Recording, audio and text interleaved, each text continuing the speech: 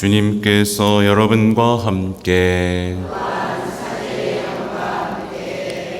요한이 전한 거룩한 복음입니다. 주님 영광 받으소서. 그때 갈릴레아 카나에서 혼인잔치가 있었는데 예수님의 어머니도 거기에 계셨다. 예수님도 제자들과 함께 그 혼인잔치에 초대를 받으셨다. 그런데 포도주가 떨어지자 예수님의 어머니가 예수님께 포도주가 없구나 하였다. 예수님께서 어머니에게 말씀하셨다. 여인이시여, 저에게 무엇을 바라십니까? 아직 저의 때가 오지 않았습니다.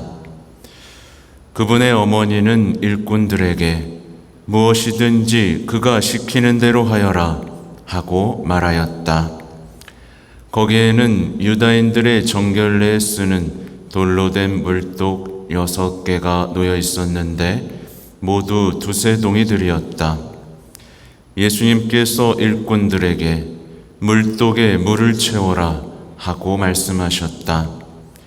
그들이 물독마다 가득 채우자 예수님께서 그들에게 다시 이제는 그것을 퍼서 과방장에게 날라다 주어라 하셨다. 그들은 곧 그것을 날라갔고 과방장은 포도주가 된 물을 맛보고 그것이 어디에서 났는지 알지 못하였지만 물을 퍼간 일꾼들은 알고 있었다. 그래서 과방장이 신랑을 불러 그에게 말하였다. 누구든지 먼저 좋은 포도주를 내놓고 손님들이 취하면 그보다 못한 것을 내놓는데 지금까지 좋은 포도주를 남겨두셨군요. 이렇게 예수님께서는 처음으로 갈릴레아 카나에서 표징을 일으키시어 당신의 영광을 드러내셨다. 그리하여 제자들은 예수님을 믿게 되었다. 주님의 말씀입니다.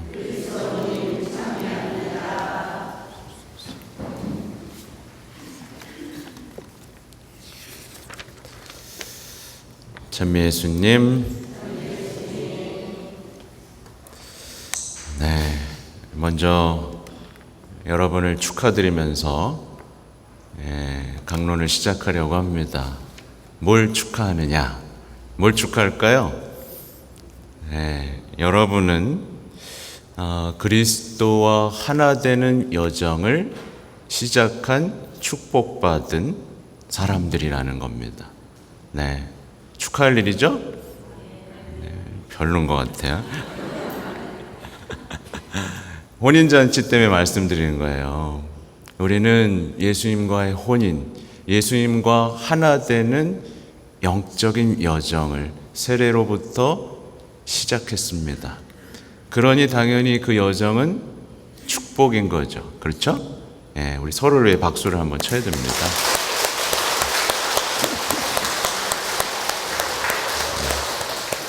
근데 내가 외치는지 모르는 사람이 있어요. 내가 외치고 있지. 아무튼 우리는요, 예수님과 하나 되는 영원한 생명을 위해서 태어났습니다. 우리가 태어난 목적이에요. 예수님과 하나 되기 위해서, 영원한 생명을 위해서 태어났어요. 그래서 우리의 삶은 결코 죽음으로 끝나지 않습니다. 그렇죠? 예수님과 하나 됐는데 어떻게 삶이 죽음으로 끝나요? 그러니까 축하해야 되는 겁니다. 우리는요, 사랑하기 위해서 태어났습니다. 그렇게요. 그죠? 그리고 사랑하는 사람은 영원히 살게 될 것입니다. 맞죠? 우리는 부활할 것이고 그분과의 영원한 사랑을 누리도록 선택된 사람들인 거예요. 네. 오늘 복음 카나의 혼인잔치의 식탁 누가 앉아 계시죠? 네, 예수님이 앉아 계십니다. 그러니까 우리의 참된 신랑이신 예수님께서 혼인잔치의 주인공으로서 앉아 계신 것이죠. 그런데 이 멋진 사랑의 잔치에서 포도주가 떨어지고 마는 거예요. 포도주가 떨어지면 안 되잖아요, 그죠? 그러니까 예수님과 결합되는 혼인잔치의 기쁨의 여정이 끊어지게 생긴 겁니다. 여러분의 신앙생활에는 포도주가 있습니까? 없는 사람 많아요. 이 잔치의 여정을 하면서도 죽상인 사람들, 기쁨이 없는 사람들은 이미 포도주를 잃어버린 거예요. 왜 잃어버렸을까요? 순종을 안 했기 때문에 포도주가 떨어졌겠죠. 아무튼 맹물로는 메시아와의 혼인잔치를 이어갈 수 있어요? 없어요? 없어요. 그 맹탕이죠. 아무튼 포도주가 떨어지자 누가 움직이죠? 성모님이 움직이시기 시작합니다. 근데 놀랍게도 오늘 복음을 보면 성모님이 먼저 와 계셨어요. 이게 우리 신앙의 신비 중에 하나입니다. 성모님이 거기 계셨고 그 다음 예수님이 오십니다. 마치 이 세상에 예수님이 오시기 전에 성모님이 먼저 있었던 것처럼 항상 성모님은 샛별처럼 어둠을 비추고 우리의 삶을 비추는 존재로서 먼저 계시는 거예요. 아무튼 옛 여인이라고 부르시죠.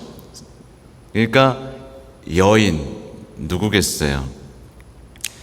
옛 여인은 죽음과 슬픔을 가져왔죠. 하와 말하는 겁니다. 근데 이 새 여인은 뭐예요? 생명과 기쁨을 가져오실 겁니다.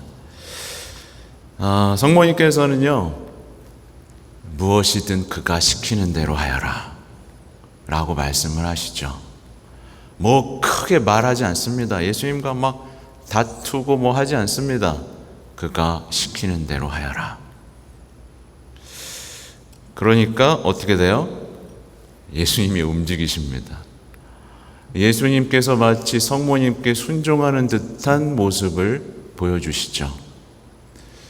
사실은 예수님이 공생활을 시작하기 전부터 사실은 예수님은 누구에게 순종하셨어요? 성모님께 순종하는 30년을 사셨죠.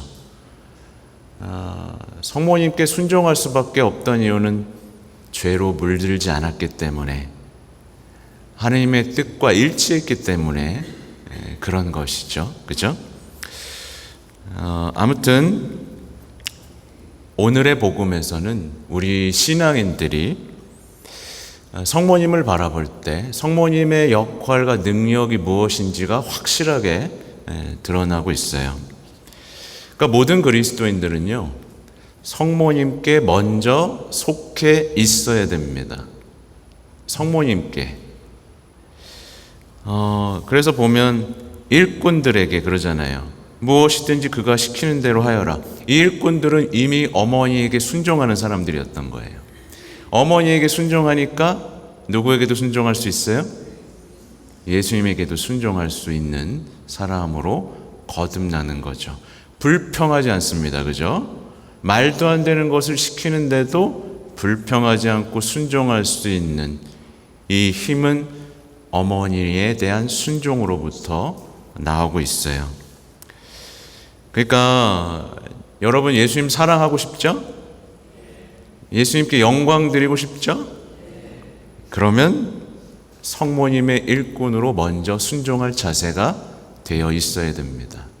오늘 복음에서 드러나는 건 예수님의 영광이에요.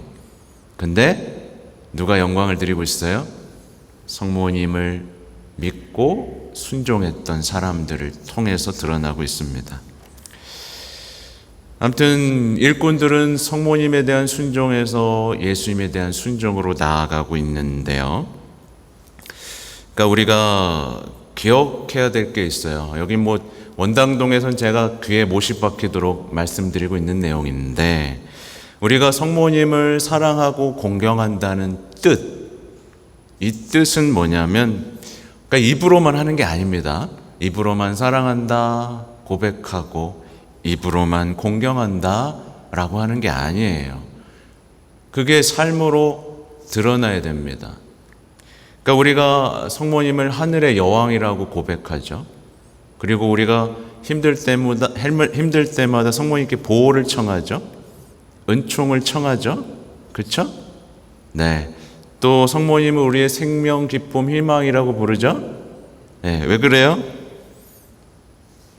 성모님의 능력과 역할에 대해서 우리가 알고 있기 때문에 그래요. 우리는 성모님을 사랑하고 공경한다는 것이 곧 성모님께 우리 자신을 바친다는 것을 의미한다는 것을 이해할 수 있어야 됩니다. 아무튼요, 오늘날 만약에 정말 물독에 물을 채워라, 그러면 물을 채울 사람이 얼마나 될까요? 여러분 채울 수 있겠어요? 정말 어떤 신앙인들은요, 물독에 물을 채우는 일을 바보 같다라고 생각합니다. 그러니까 바보가 안 되려고 하다가 바보가 되죠. 무슨 얘기인지 아시죠? 예수님의 말씀대로 하는 것을 바보라고 생각하면서 아유, 요즘 누가 그렇게 살아요? 하면서 돌아서는 사람들이 있다 없다? 예. 여러분은 순종합니까? 불순종합니까? 순종합니까? 네. 그리고 어떤 신앙인은요, 물만 있으면 된다라고 얘기합니다. 여러분도 그래요? 물만 있으면 돼요? 아니죠. 물만 있으면 된다는 사람들의 특징은 편안하게 살고 싶어 합니다. 내가 뭐 그런 순종과 수고로움을 신앙 안에서, 나 신앙 쉬러 왔습니다. 나 편안하자고 좀 왔는데 왜 내가 순종하고 애를 써야 합니까? 라고 말을 하겠죠. 평생 제자리 걸음하는 신앙인의 특징입니다. 오늘 하나하나를 살펴보면요, 물독에 물을 채운다는 것은 그러니까 무엇을 의미할까요? 물독에 물을 채운다는 것, 이것은 곧 성모님께 배우는 겸손과 순종이 우리 신앙의 기초라는 것을 뜻합니다. 네, 이런 겸손과 순종조차 없으면 신앙은 제자리 걸음이죠. 그래서 오늘날에 보면 신앙생활 하면서도 어떠냐면 자신을 믿죠. 자신에 대한 확신과 자만심으로 사는 사람들이 있어요. 신앙을 1도 모르는 사람들이 이런 것이죠.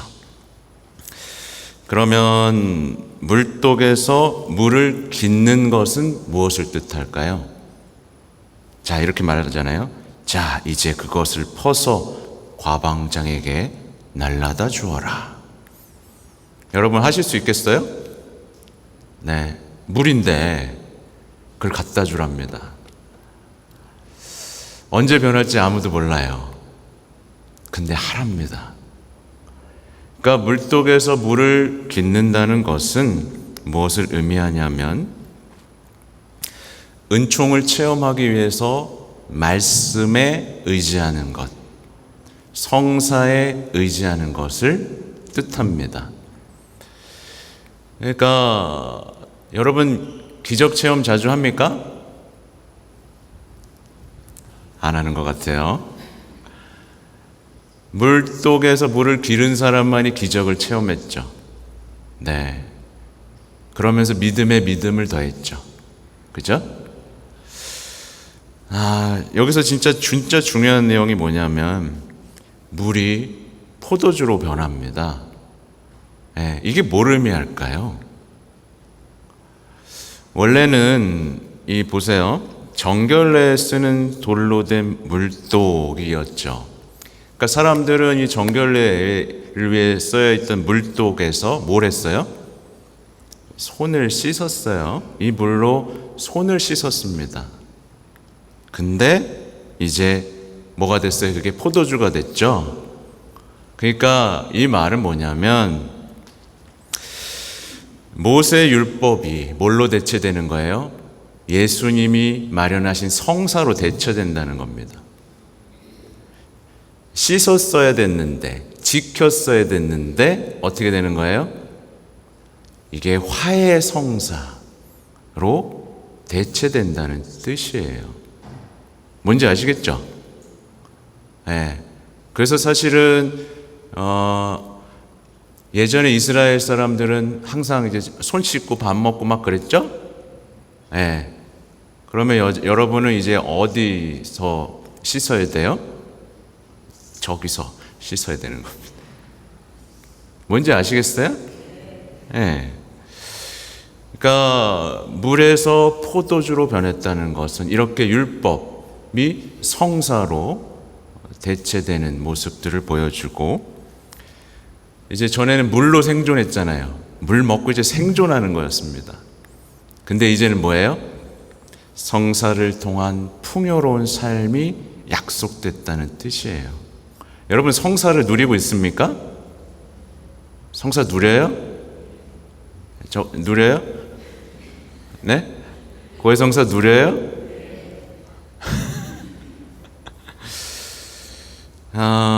그리고 이제 과방장은 이 포도주를 마시고 이렇게 얘기하죠. 지금까지 좋은 포도주를 남겨두셨군요. 이렇게 말을 하죠. 이게 뭘 뜻할까요? 이제 이 성사를 통해서 그리스도의 삶이 깜짝 놀랄 만큼 풍요로워지고 더 풍요로워질 것이라는 예고입니다. 그렇죠? 네. 그래서 반대로 이렇게 생각할 수 있어요. 어떤 사람이 말씀과 성사를 멀리하면 이 신앙인의 삶은 어떻게 될까요? 점점 못해지겠죠.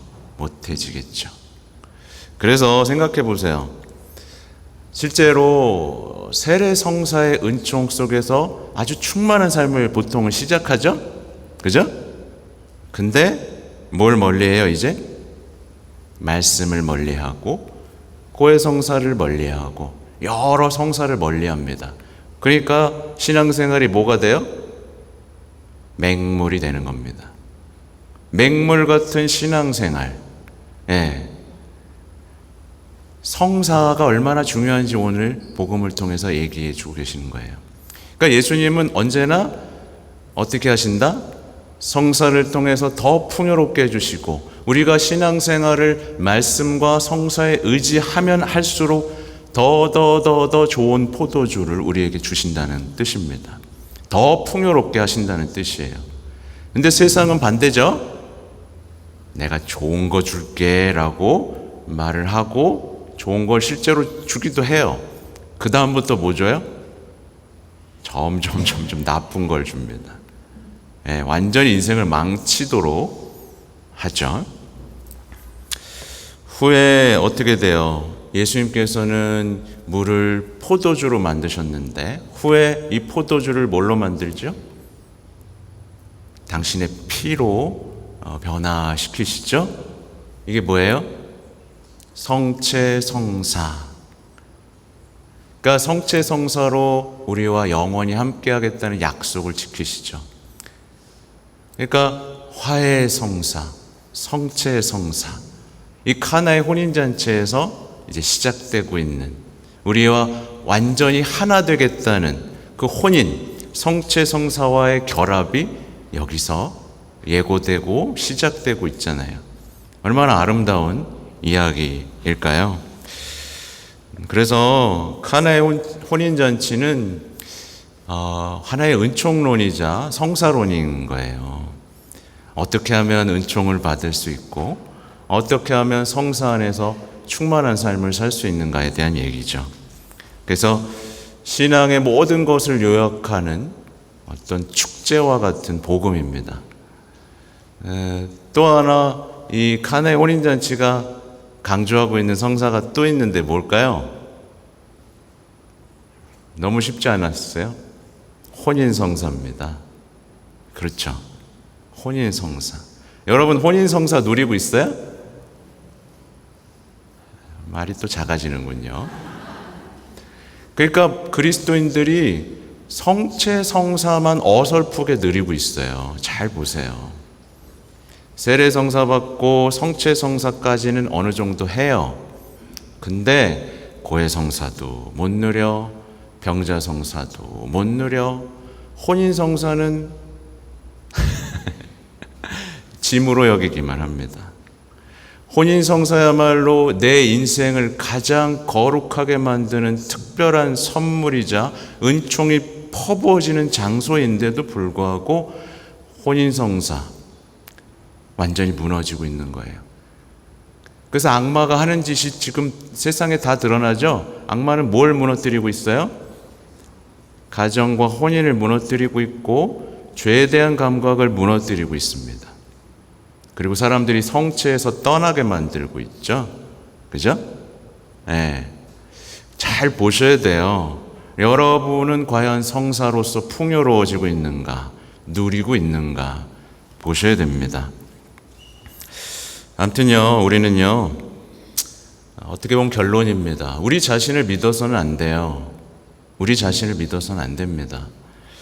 우리의 정체성은 우리가 누구에게 속해 있느냐에 따라 달려 있어요. 여러분 누구에게 속해 있습니까? 성모님이라고 말을 못합니까? 예수님께 누가 될까봐? 성모님께 속하면 성모님은 우리를 예수님께 완전히 속하도록 해주시는 분입니다. 그렇죠? 네. 아무튼 어떤 사람은 나는 나에게 속해 라고 말하죠. 이런 사람들은 어떻게 될까요?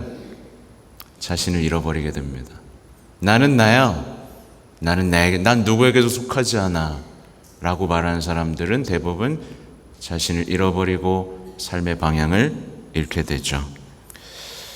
아무튼 여기 계신 모든 분들이 성모님께 예라고 대답하고 순종하는 가운데 말씀과 성사에 의지해서 나에게 펼쳐지는 아름다운 그 풍요로운 잔치와 같은 신앙을 살아갈 수 있는 분이 되시기 바랍니다. 아멘.